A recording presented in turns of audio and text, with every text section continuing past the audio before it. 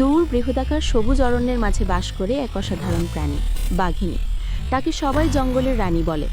শক্তি, সৌন্দর্য আর বুদ্ধিমত্তার মিশেলে সে প্রকৃতির এক বিস্ময়। মায়া বাঘিনীর নাম রায়া। তার চামড়া জুড়ে কালো ডোরাকাটা দাগ, যেন প্রকৃতি নিজ হাতে আঁকা শিল্প। রায়া একাই থাকত, কারণ বাঘ সাধারণত একাকী চলাফেরা পছন্দ করে। জঙ্গলের গভীরে প্রতিটি গাছ, প্রতিটি ঝোপ, প্রতিটি নদী সবই ছিল তার পরিচিত। রায়া দিনের বেলা বিশ্রাম করত, আর রাত নামলেই শুরু হতো তার শিকারের অভিযান। সে অত্যন্ত নিঃশব্দভাবে হাঁটত।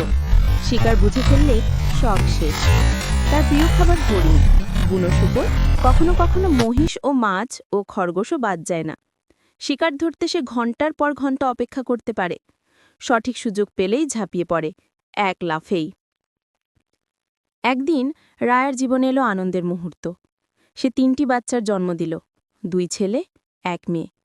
বাঘিনী তার বাচ্চাদের জন্য ভীষণ যত্নশীল ও রক্ষক। বাচ্চারা প্রথম কয়েক সপ্তাহ পুরোপুরি অন্ধ থাকে।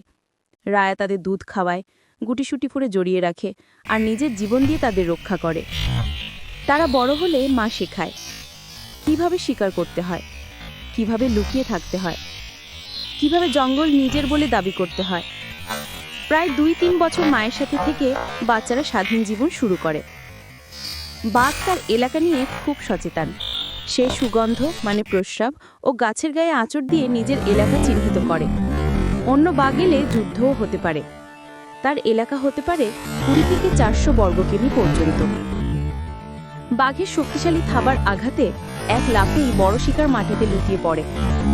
দুঃখের বিষয়, মানুষের অতিরিক্ত শিকার, বন ধ্বংস আর জলবায়ু পরিবর্তনের কারণে বাঘের সংখ্যা ভয়ঙ্করভাবে কমে গেছে।